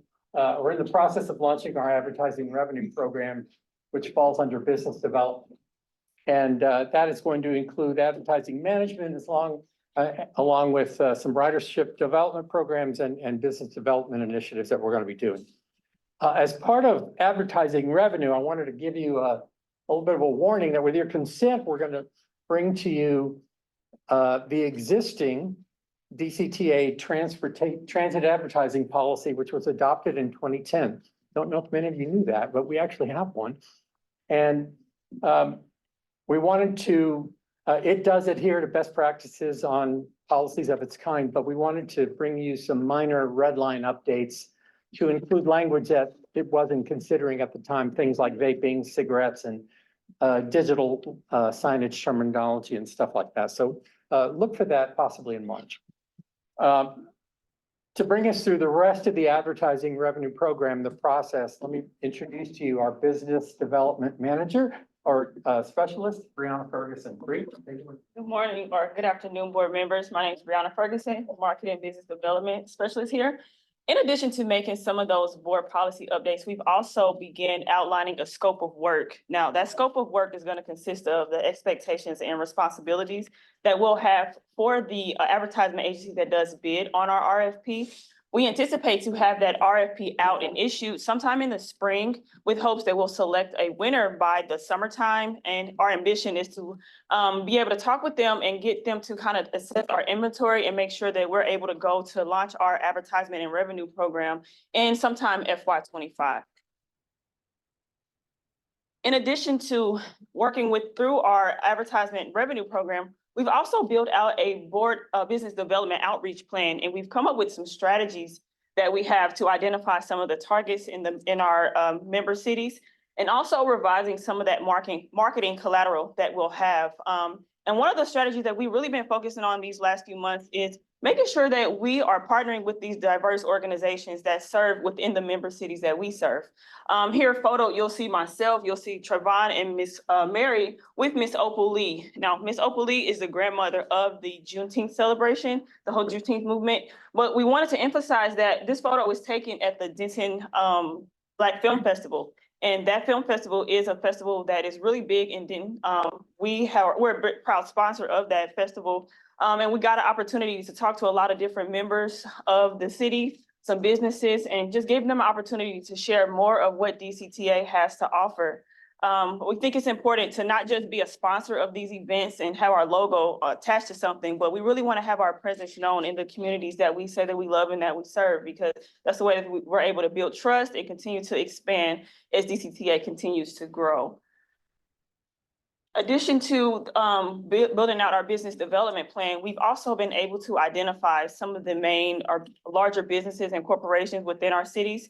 And the way that we anticipate to reach them and to talk to them is through sharing some of the outreach, those marketing collaterals that we are revising and updating. And we'll be able to talk to them about our van pool, our commuter van pool program, as well as our employee pass programs. Now, that list that I kind of skimmed past, it is a growing list. Nothing on here is concrete at all. We've just been able to identify them. And so we're able to add additional ones. Any questions? Thank you, Bree. The next thing we would like to discuss is under our community relations program, specifically our community advisory committee. This is a committee that's been part of the DCTA public involvement program for several years. And it is intended as an exchange of information between the committee and staff, and also to gather information from the broader community. And we have been looking at plans to revitalize the community action, the Community Advisory Committee, and Mary Worthington, our Community Relations Manager, is here to tell us about some of those plans. Mary. Good afternoon, ladies and gentlemen of the board. My name is Mary Worthington, and I serve as the Community Relations Manager for DCTA. So I want to talk to you a little bit about what staff has been doing to evolve our Community Advisory Committee. We are at a place where we're redefining the CAC, and we want to get more direct public feedback from the community and our stakeholders. We want people of the community to be ambassadors for DCTA, thus the evolution. So what we are doing, here is our process, and you have a nice chart that gets even nicer as we go. But what we're going to do in this process is we're going to create some advisors. We've studied best practices from transit agencies around the country, and we feel that we need to be part of that best practice and have officers and members. It's a volunteer basis. There will be no compensation for participation on the CAC, just good old volunteers. And then we're going to formalize seeking more community involvement and feedback. That is so very important in public transit, to get feedback from the public. And then we're going to ask our CAC members to help with outreach events, to come and work with us at Denton Arts and Jazz, but also to go and help speak and tell the story of transit and how to use transit and how to be part of the whole transit story in Denton County. And then we are going to ask those that presently serve. We have a solid 6-member group of CAC to renew their CAC membership. But we're asking them to renew because we're going to have some greater demands, more expectations, the officer component. So we're seeking additional nominees. And this is where I really hope you're listening. We need nominees of people you may know from your personal, professional area that like to work on committees that are fun, that do things, that are positive, that can be an ambassador for DCTA. So we're going to, again, involve CAC members in our community relations events, and then we're going to report back information that we've received. You see this chart as it changed. We're going to reach out to our writers and our public. The CAC is going to be asking the public to give information. The public is going to be giving information to the CAC. That's not happening right now. And then that information is going to trickle down to DCTA staff. DCTA staff is going to share it with the board. We're going to have the CAC be able to share it with the board. These are all our goals and next steps.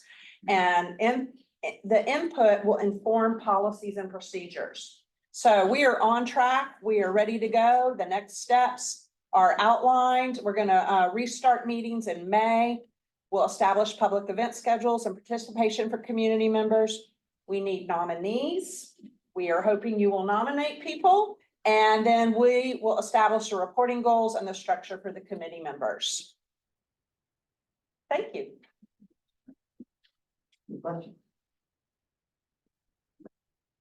I've got a couple on this. Why don't I just start with my concern? Boards and commissions have officers. Boards and commissions get set up to direct policy or give feedback to the policymaking board. It creates a particular level of structure, at least on a municipal side. I've not seen what these actions are that they're going to be recommending to us. And I don't know if I necessarily want to give that kind of power to a board with folks that I haven't appointed, or this body hasn't appointed. So I'd like to know, how do you plan to put folks on the board? What kind of feedback are we getting from the board now? Who's on the board currently? Do we know that? Mayor Gilmore, thank you for your comments and that concern, which is what I'm hearing. So this is a committee, it's not a board. So we need to remember that it's a committee and it's an advisory committee. So advisory, as I was told by a mentor years ago, they're giving advice. You can take it or leave it. Mm-hmm. So who is presently on the board? When I arrived at DCTA, we had a CAC and people were on the board and stayed once I arrived, and some people left, but we have a representative in Denton from the city, Robert Tickner, and he is very devoted. We have a gentleman at large, Paul McManus from the Lantana area, and Paul loves public transit. He is a huge advocate. We have a couple other individuals from the universities, UNT. We have some just general writers. And what we saw in our study and our evaluation from other transit agencies is they were using the CAC as a way to receive public feedback, to document the public feedback and present the public feedback to the leadership of the agency. So the agency could say, okay, yes, no, maybe so. So it's a feedback, another feedback mechanism. They are not directing policy. It is public feedback that we are tracking and documenting and sharing with leadership. And then if leadership wants to share with the board. I will tell you, in my professional experience, our CAC is not functioning like it should. It's not functioning in an efficient way. And we're all about efficiency here at DCTA. We need a CAC that is going to be passionate about public transit in the region. And we need a CAC that's going to help guide us towards the future and more of a connection for public transit and what it's becoming. We're doing this just like everything else that was presented today to take DCTA to the next level. And I will commit as a community relations manager that this group is going to give public feedback and public feedback only, and then we will evaluate it. If I may add, thank you, Mary, that this is really intended as a listening mechanism that can be out in the public. And we've envisioned where not only do we bring members of the committee to be with us at community sponsored events that we sponsor, but also to host some of their own little town halls or little meeting sessions in neighborhoods and groups, recreation centers and things like that, just to hear the public's impression of DCTA and add a little bit more feedback from public, people who use it, people who don't, in a way that we can make sure that we are letting our publics know that they're being heard.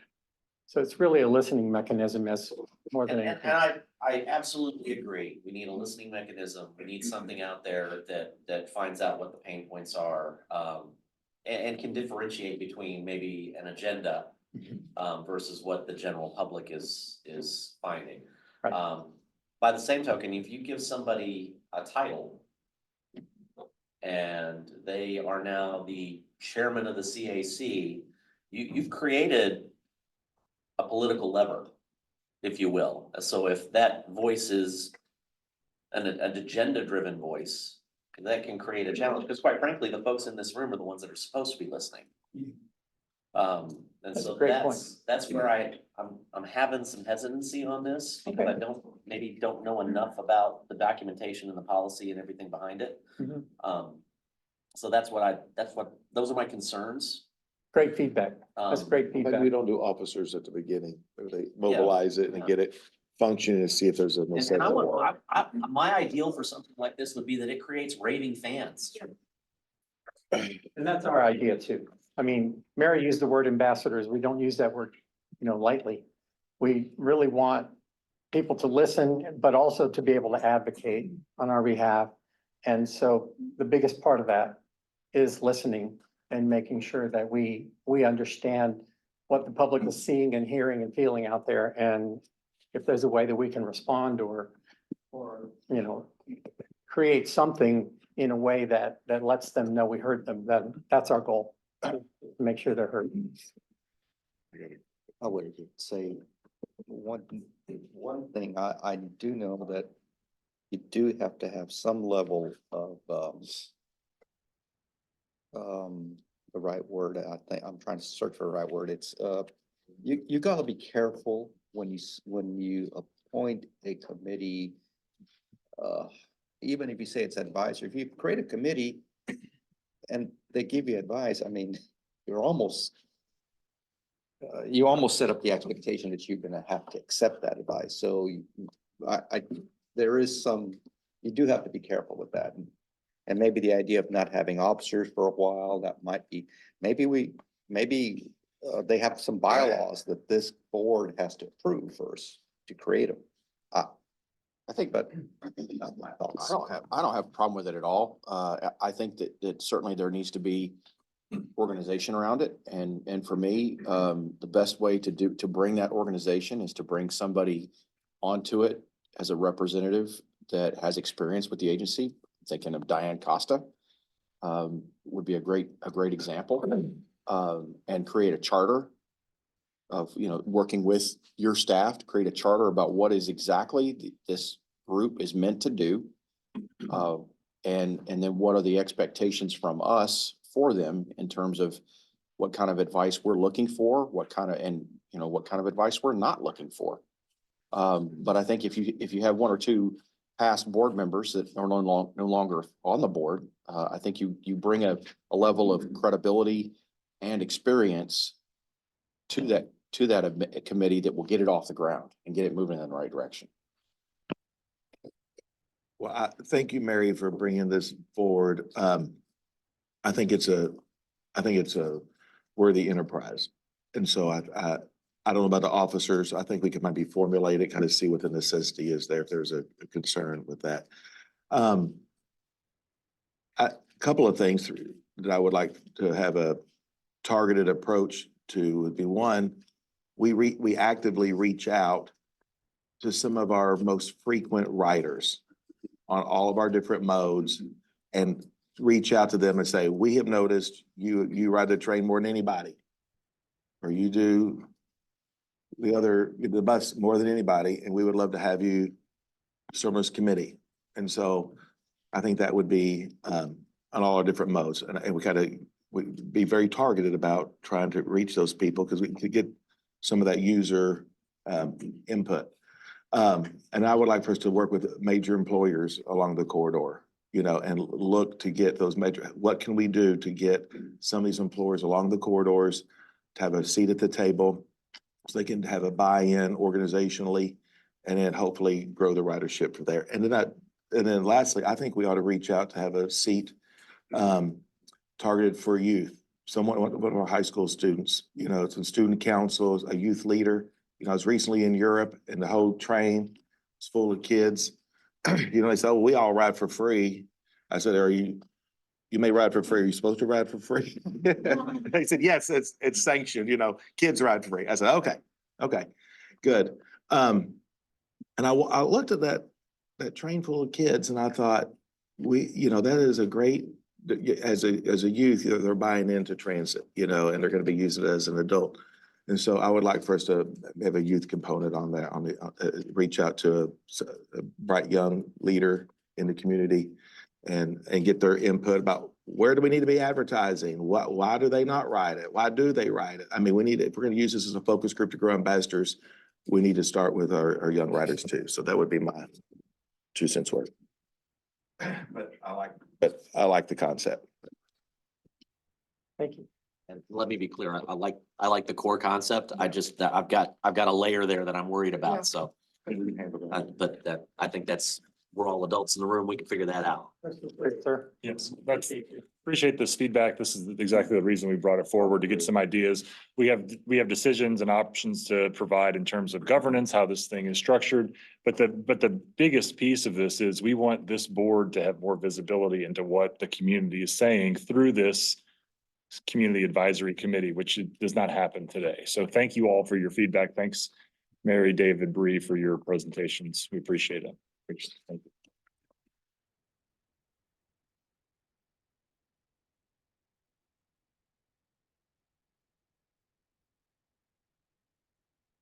Next up, informational reports. We have backup information on safety performance, service performance, ridership by mode, Connect ridership year over year, A-Train ridership year over year, fixed route ridership for January, and UNT ridership year over year by month as well.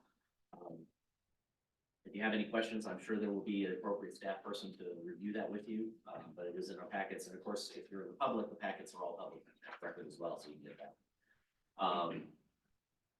We also have an update on MTMC uniform agreements. There was a backup memo on that. Any questions on either one of those? Out in there, sorry, I gotta look past the folder. We had an update on the City of Fresco, technology-based transit concept, so it's always funny how words work. Well, there's an update there as well, if you've had a chance or haven't had a chance, go ahead and take a look. That's a great dialogue we're having. Next up, future agenda items and board member requests. No, we still have oh, I need a microphone. There we go. Thank you. So future agenda items and board member requests, we'll just kind of start to the left here. Allison, anything you have to add? Dan? Cesar? Edge? Good.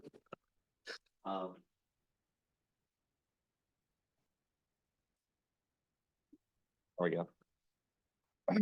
Any items of community interest?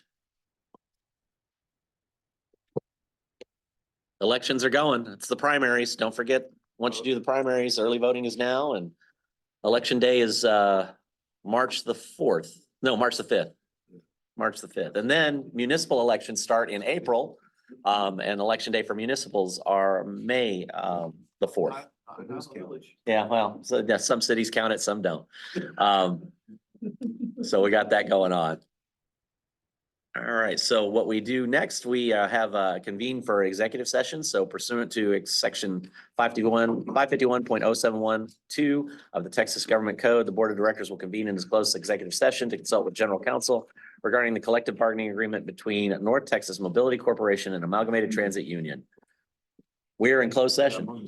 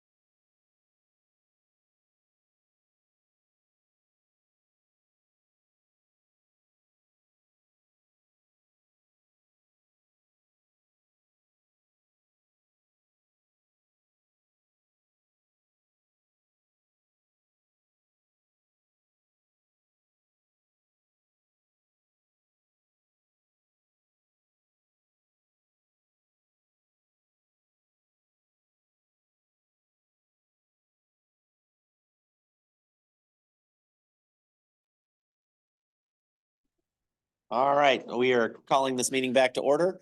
There's no further action to be taken on the agenda. We are adjourned.